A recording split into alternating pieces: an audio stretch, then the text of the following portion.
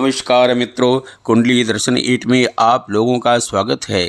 तीर्थराज प्रयाग की पावन धरती पर 2025 के महाकुंभ पावन बेला में देश विदेश के श्रद्धालु और गंगा यमुना के पवित्र संगम में मोक्ष की कामना लेकर अमृत तत्व की प्राप्ति कर रहे हैं। धार्मिक मान्यताओं के अनुसार माँ गंगा के दर्शन, जलपान, स्नान और दान पुण्य का अत्यंत महत्व है।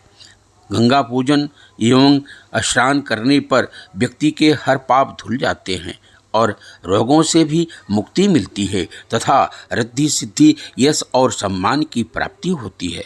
तो ऐसे में आइए जानते हैं माँ गंगा का पुनर्जन्म से जुड़ी पौराणिक कथा के बारे में।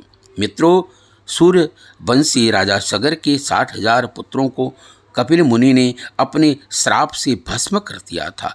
तब अपने पूर्वजों को मोक्ष प्रदान करने के लिए राजा सगर के वंशज भागीरथ ने घोर तपस्या कर मोक्षदायिनी माँ गंगा को प्रसन्न किया और धरती पर लेकर आए। माता गंगा भगवान शिव की जटाओं से होती हुई पृथ्वी पर अवतरित हुई।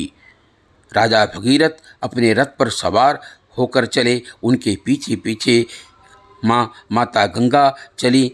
भगीरथ के पूर्वजों को तरण तारण करने के लिए तीव्र गति से चली। जब गंगा बह रही थी तो उस समय ऋषि जाह्नू भगवान के ध्यान में लीन थे। उनका कमंडलू और अन्य सामान वहीं पर रखा था। जिस समय गंगा जी ऋषि के पास से गुजरी तो वह उनका कमंडलू और अन्य सामान भी अपने साथ बहा कर ले गई। जाह्नू ऋषि की आँख खुली तो अपना सामान न देखकर क्रोधित हो गए। उनका क्रोध इतना ज़्यादा था कि क्रोध में पूरी गंगा को पी गए। जिसके बाद भगीरथ ने ऋषि जाह्नू से प्रार्थना किया कि वह गंगा को मुक्त कर दें, जिससे उनके पितृगणों का तरण तारण हो सके। जाह्नू ऋषि ने भगीरथ का आग्रह स्वीकार कर गंगा को अपने कान के द्वारा निकाला।